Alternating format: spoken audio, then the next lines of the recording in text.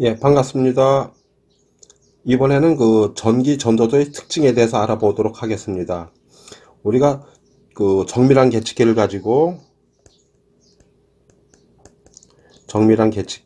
가지고 측정을 하게 되면은 측정값이 변하게 됩니다. 그리고 온도에 따라서 변하게 되고요. 또 교정 요격이 여러 개죠. 예를 들어서 이제 범용의 계측기들은 보통 소수점 한 자리까지만 나타냅니다. 근데 정밀한 계측기들은 소수점 1.1, 4, 9, 예를 들어서 두 자리 이상 이렇게 표시하게 되는데요. 한번 차이점을 볼까요? 여기 오차가 생기죠? 이 오차를 범용은 요걸 그대로 읽습니다. 그래서 그 범용의 그 계측기를 가지고 측정하게 되면 측정값이 변하지는 않습니다. 측정할 때마다요. 그리고 온도에 따라 변화도 그 변화량을 예측할 수가 없고요. 또 교정 영역도 범용에서는 통상 한 개를 사용합니다. 근데 정밀한 계측기들은 두 개 이상을 사용하죠. 예. 그런 이유에 대해서 알아보는 시간을 갖도록 하겠습니다. 왜 그런지요? 예. 전기 전도도, 이온의 전기 전도도 보겠습니다. 우리가 이런 말이 있습니다. 기능은 구조에 의해서 결정된다. 예, 이런 말이 있습니다. 예, 기능은 구조에 의해서 결정된다. 이런 말을 그 대변할 수 있을 것 같습니다. 이런 것이요. 예를 들어서 요 공통점을 한번 볼까요? 이온하고 점토하고 전극. 공통점이 뭐죠? 예, 예, 전극을 띠고 있다. 예, 예, 그렇습니다. 그리고 전기 전도도의 다른 점, 금속하고 액체, 금속에서도 전기 전도도를 측정할 수 있고요. 액체도 전기 전도를 측정할 수 있죠. 예를 들어서 우리가 토양이나 수질, 그 밖에 뭐, 그 의료용에서도 많이 사용합니다. 의료. 또 나무의 활력을 측정할 때도요. 예. 요 때도 전부 다 액체 상태를 재는 거죠. 요런 금속하고는 차이가 있습니다. 좀 반대 개념이 좀 많거든요. 요런 부분을 알아보겠습니다. 요런 구조에 의해서 요런 다양성이 나타나게 됩니다. 그 반대 성향을 나타내고요. 네, 보겠습니다. 우선 금속을 보겠습니다. 금속에서는 요걸 구리로 보겠습니다. 구리요. 금속 같은 경우는 이렇게 자유전자들이 있습니다. 자유전자들이요. 여기서 이제 전극을 가합니다. 양단에. 예. 요때는 이제 DC 전원을 가하게 됩니다. 이쪽이 이제 플러스가 되고 여기 마이너스가 되겠죠. 예. DC 전극은 플러스 마이너스가 고정이 되어 있죠. 그랬을 때 플러스가 되면은 요 마이너스 전극들이 마이너스 전자가 이쪽으로 이동을 하게 되겠죠. 마이너스 요런 것들이 이쪽으로 이동하고 여기서 계속 전자가 나오게 되겠죠. 예. 그래서 전기가 이렇게 흐르게 됩니다. 우리가 전기가 흐른다. 전기가 흐른다 할 때요. 뭐라고 하냐면은 전자의 이동이라고 그럽니다. 전자가 전자가 이동된다는 것을 전기가 흐른다고 합니다. 이런 것은 이제 금속에서는 이렇게 그 구리 원소들은 고정이 되어 있고 자유전자들만 움직이게 됩니다. 이렇게 자유전자요. 이런 자유전자요. 그래서 그 금속의 전기 전도 일반적으로 테스터기라 그러죠. 테스터기들은 전부 다 DC 방식입니다. 예. 요게 만약에 교류를 가게 되면은 어떻게 될까요? 요것이 왔다 갔다 하게 됩니다. 이제 양이온들을 움직이지 못하죠. 예. 전자만 움직이게 되니까요. 그래서 테스터기들은 전부 다 DC 방식을 사용하게 됩니다. 예. 이런 것들은 좀 특징이 있습니다. 금속에서 전기 전도도는 예. 직류 전원을 사용한다. 그리고 온도가 높아지면 전기 저항이 높아진다. 이게 무슨 말이냐면요. 요 전자들이 온도가 높아지면은 이런데 부딪힙니다. 전자끼리도 부딪히고요. 그래서 전기 흐름이 약해집니다. 떨어지게 된다고요. 전기 흐름이 원활하지 못하게 됩니다. 원활하지 못하게 돼서 전기 전도성이 낮아지게 됩니다. 그래서 요것을 어디에 많이 사용하게 되면요. 한번 보실까요? 온도에 따라 전기 저항이 높아진다. 예. 온도에 따라서 전기 저항이 높아진다. 여기서 어디 많이 쓰이냐면 요거를요. 산업에서는요. 예. 온도 센서로 많이 이용합니다. 예. 온도에 따라서 전기 저항 값이 바뀌니까 대부분 여러분 아시는 센서들 있죠? 그 부분 대개 요 금속을 사용합니다. 온도에 따라서 전기 저항이 높아지기 때문에요. 예. 요런 특징들이 있습니다. 금속에서는요. 그러면은 수용액에서의 전기 전도들은 어떨까요? 수용액은 반대 현상을 나타냅니다. 금속하고 반대요. 수용액은요. 예. 수용액에서는 예를 들어서 이제 양이온이 있고 음이온이 있지 않습니까? 예를 들어서 이렇게 교류 전압을 가게 되면은 이것이 플러스로 됐다가 여기 플러스가 할 때 마이너스가 되고 마이너스일 때 플러스가 되죠? 예, 그럴 때 보면은 양이온들이 그래서 전자들이 이제 플러스 쪽으로 움직이고 양이온들은 이제 마이너스로 전자는 이제 플러스 쪽으로 오고 양이온은 이제 마이너스로 움직이게 되고 이렇게 서로 바뀌게 됩니다. 계속 바뀐단 말이에요. 바뀌게 된단 말이에요. 그래서 전기가 흐르는 형식으로 됩니다. 이렇게요. 예, 양단으로 흐르게 됩니다. 만약에 이 상태에서 여기를 교류 접원을 안 가하고 직류 전환을 가할 때 어떨까요? 이제 직류 전환 여기가 고정이 되어 있단 말이에요. 여기가 마이너스 플러스가 됐을 때 어떨까요? 한 군데로 몰리게 됩니다. 이쪽으로 몰리고 이쪽으로 몰리게 되고 이쪽으로 이제 양이온들이 몰리고 이쪽으로 음이온들이 몰리게 되겠죠. 예, 그래서 측정할 때 오차가 굉장히 크게 됩니다. 오차가 크게 되고요. 이런 양이온들이 여기 흡착이 됩니다. 여기에요. 예, 흡착이 돼가서 요 전극이 오염이 되게 됩니다. 이런 것이 산업에서는 어디 많이 쓰이냐면요. 도금 방식 있죠? 도금. 요런 DC 전압을 가해서 도금을 할 때 많이 사용하게 됩니다. 예. 그래서 수용에서 전기 전도를 측정할 때는 반드시 교류 전압을 사용하게 됩니다. 교류 전원을 사용하게 되고요. DC 전원을 이용하면은 요 프로브가 오염된다 그랬죠? 예. 근데 교류 전압을 사용하게 되면은 그런 일이 없죠. 보통 EC 같은 경우는 예를 들어서 이제 100kHz 일초에 10만 번인가요? 100kHz면요. 예. 일초에 10만 번이 바뀌게 되죠. 그런 주파수를 갖는 교류 전원을 사용하게 됩니다. 그리고 요거는 온도가 높아지면 저항값이 낮아진다. 왜냐면은 이온들의 활성이 높아져서 그렇습니다. 이온들의 활성이 높아진다. 예. 그래서 전기 전도성이 좋아지게 됩니다. 금속하고는 반대가 되겠죠. 금속하고 수용액에서 이온.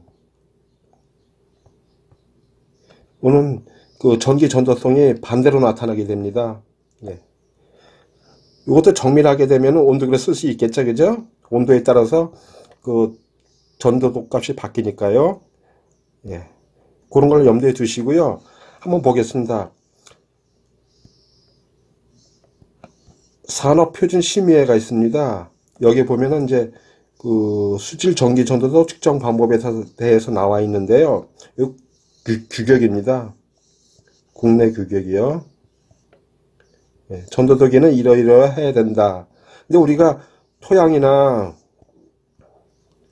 수질, 사람 인체도 마찬가지겠지만요.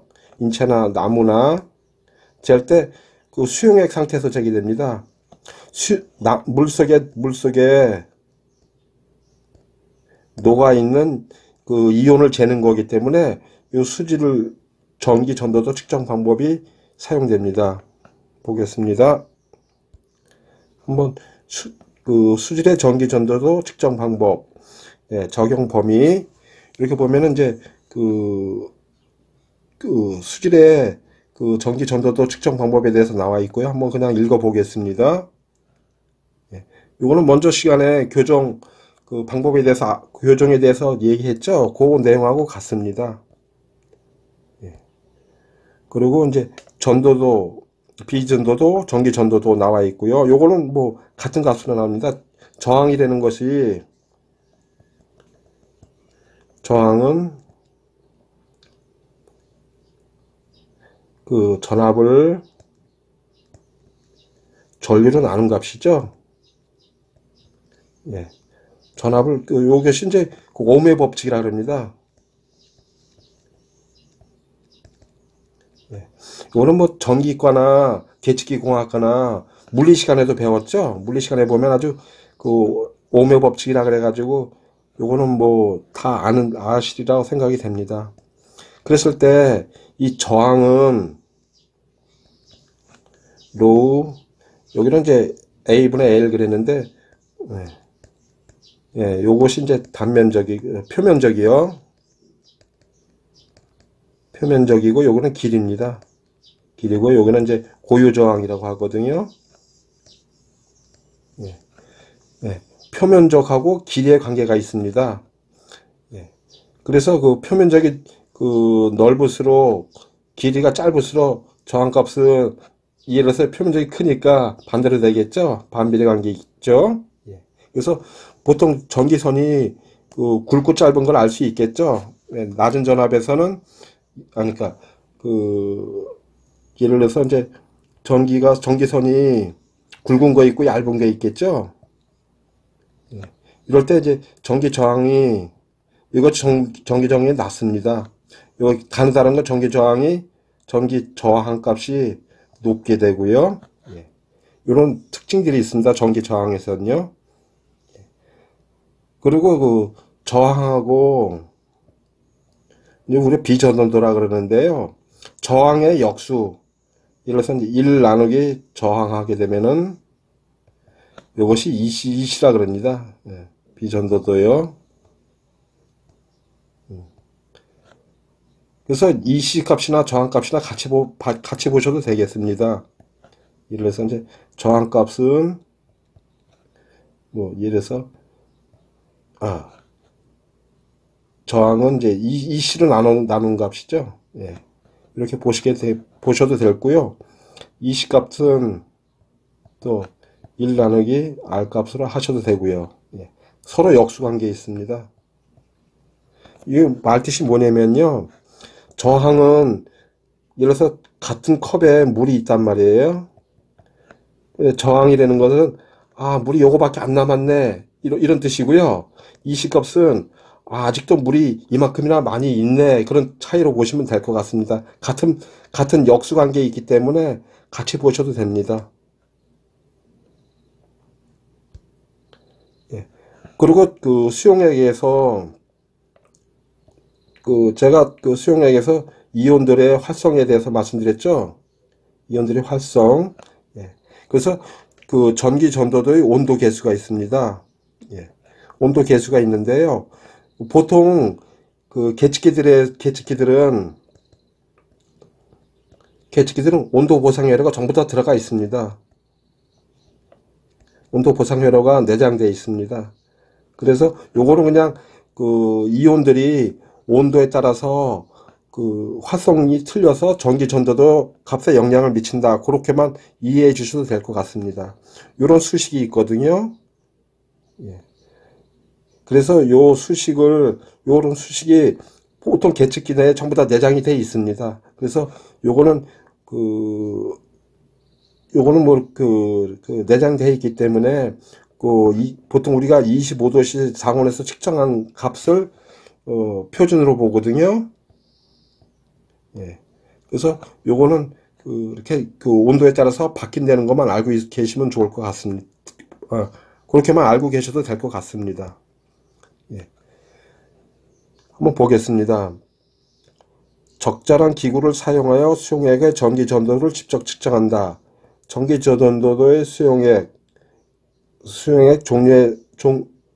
종류의 전도도를 여기 보면은 존재하는 이온에 의한 전류 측정 값이고 이는 다음에 의존한다.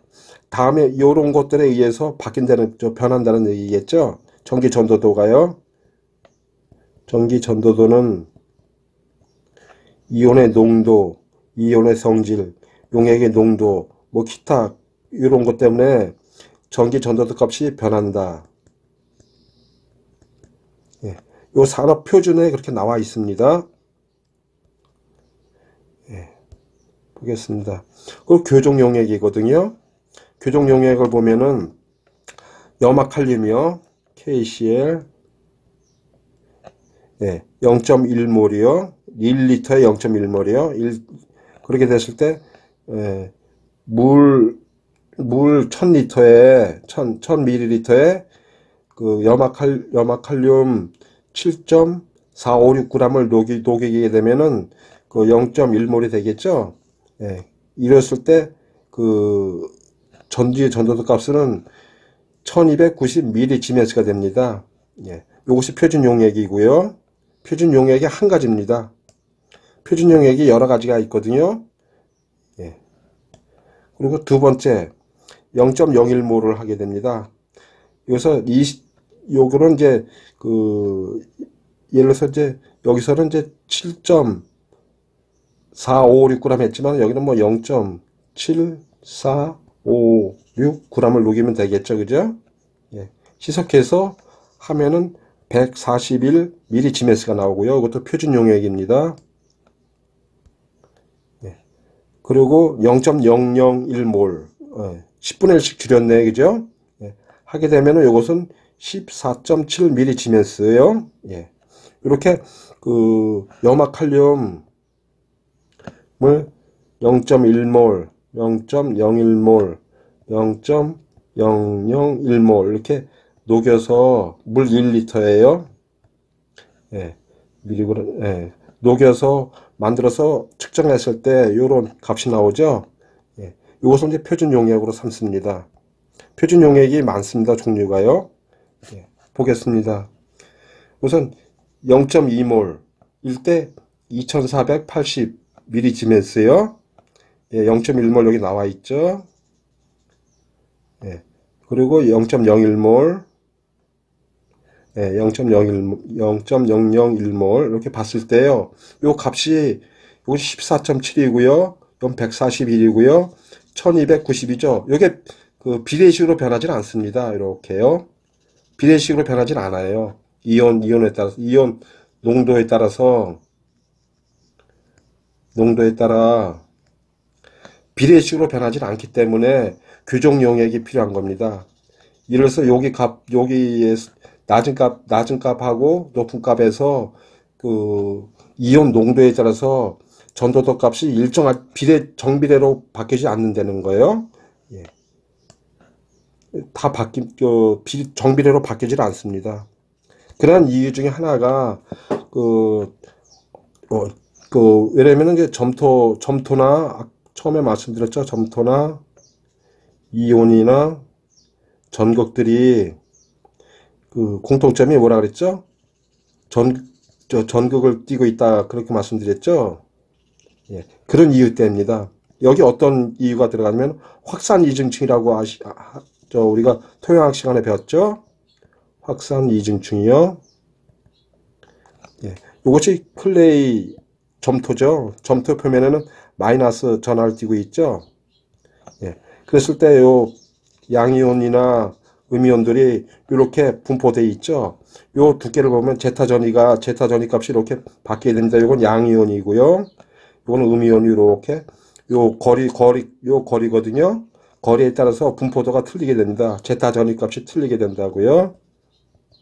요거 좀 더 알고 싶으시면은 통합 교재에 나와 있으니까 그거 참조하시면 될 것 같고요. 한번 전해질, 요건 이제 그 계측기 공학과에서 많이 보는 저거거든요. 전해질 농도와 이온 전기 전도도.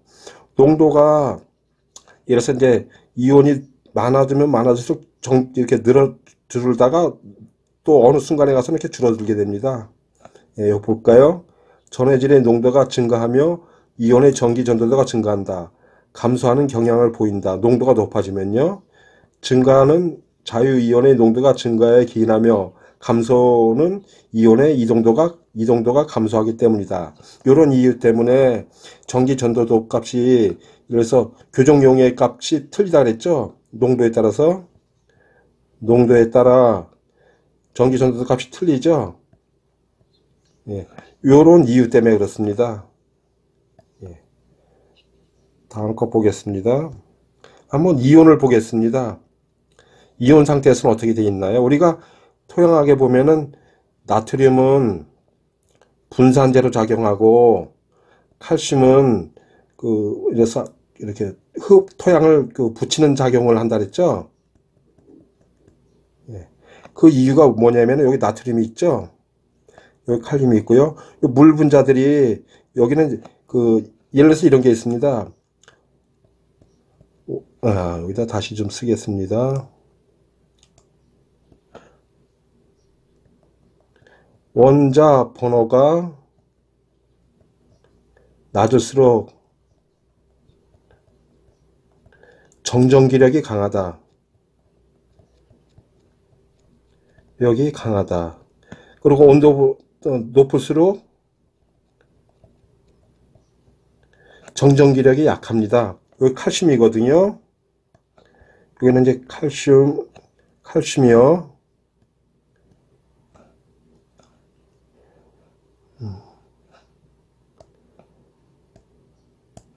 이건 칼슘, 이거는 나트륨이요. 예. 그래서 우리가 나트륨 같은 경우는 수화도가 크다 그러죠. 수화도가 크다. 그 이유는 정전기력이 크기 때문에 그렇습니다. 원자 번호가 낮고요. 그리고 칼슘 같은 경우는 수화도가 낮다 그러죠. 수화도가 낮다. 원자 번호가 이거는 낮다. 원자 번호. 네. 정전기력이 크다. 기력이 크다. 요거는 이제 칼슘은 반대가 되겠죠. 요렇게 이온들이 전하를 띠고 있으면은 정전기력이 세고 낮음에 따라서 수화되는 정도가 틀립니다. 그런 차이 때문에 요렇게 수화도가 크게 되고 작게 되고 그렇습니다. 이온 상태도 그렇습니다. 점토도 그렇고요. 한번 보겠습니다. 또 용역별 농도에 따른 온도 계수의 변화. 이것이 먼저는 염화 칼륨만 봤죠? 칼륨이요. 이건 한번 보겠습니다. 가성소다 같은 경우는 농도에 따라서 요 전기 전도도 값이 이렇게 바뀌고요. 염화 나트륨은 이런 식으로 바뀌고, 예, 황산 같은 경우는 이런 식으로 바뀌게 됩니다. 이 이온에 따라서 전기 전도도에 따른 농도에 따른 전기 전도도 값이 틀리게 됩니다. 예. 그리고 또 하나는 우리가 왜 교정 용액을 KCl로 쓰는가? 예. 다른 걸 쓰지 않고 왜 KCl로 썼는지 그 이유를 한번 보겠습니다. 우선 K하고 C, 염화칼륨이 물속에 용해됐을 때, 물속에서 이온화 됐을 때 K 플러스 이온하고 C의 마이너스 이온 1대1 양이온하고 음이온이 1대1로 되죠. 예. 요런 차이가 있고요. 또 하나는 K 한번 이동 속도로 보겠습니다. 이동 속도거든요. 예를 들어서 이제 이동 속도를 보게 되면은 요 K가 요 값이고요. 염소 값이 요겁니다. 요 이동 속도가 비슷합니다. 이동 속도가 비슷하다. 예. 그래서 그 교정 용액을 염화 칼륨으로 쓰는 겁니다. 예. 만약에 염화 나트륨으로 쓰게 되면은 예를 들어서 뭐 다른 것도 쓸 수 있겠죠. 예를 들어서 CaCl2다 이렇게 됐을 때는 Ca는 2가고요. 그랬을 때 이거는 이제 마이너스 1가죠. 그랬을 때 이거는 1대 2가 되죠. 양이온하고 음이온의 비율이 틀리게 됩니다. 그리고 또 하나 속도가 틀리게 되고 이동 속도가 틀리게 되고요. 이런 것 때문에 이런 것들은 이제 표준 용액으로 삼을 수가 없습니다. 예. 그래서 그 표준 용액을 KCl로 사용하게 됩니다. 그런 차이 때문에요. 그런 허용 오차들을 줄이기 위해서 그 KCl을 사용하게 됩니다. 처음으로 돌아가겠습니다. 우리가 이제 정밀 계측기에서는 그 지금까지 봤듯이 그러한 그 이유 때문에 측정값이 변하게 됩니다. 측정할 때마다요. 소수점 예를 들어서 1.149 요 두 자리 값이 이온의 종류, 음이온하고 이제 원소 종류, 예를 들어서 이온의 종류, 이온의 예를 들어서 그 전자가라 그래야 되겠죠? 전자가 그런 거, 또 그런 이온의 또 속도, 또 그런 부분 때문에 측정값이 계속 변하게 됩니다. 예. 그리고 온도에 따라 변하게 되고요. 그런데 이런 부분들이 정밀 계측기에서만 그렇습니다. 정밀 계측기에서만 감측할 수 있는데요. 예. 그 범용의 계측기에서는 이런 값을 확인할 수가 없겠죠. 예. 그래서 예를 들어서 범용하고 정밀 계측기 차이가 그렇습니다. 정밀 계측기들은 예를 들어서 살아있다는 건 저는 그 살아있는 것을 느낄 수가 있다. 예. 왜냐면 변화량을 측정할 수 있기 때문에요.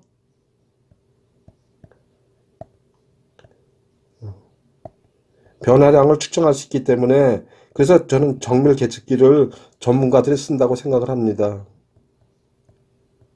예. 최소한 소수점 두 자리 이상은 측정을 해야 요 값을 알 수가 있습니다. 네. 그랬을 때 측정값이 변하게 되고 그래서 교정 용액도 예를 들어서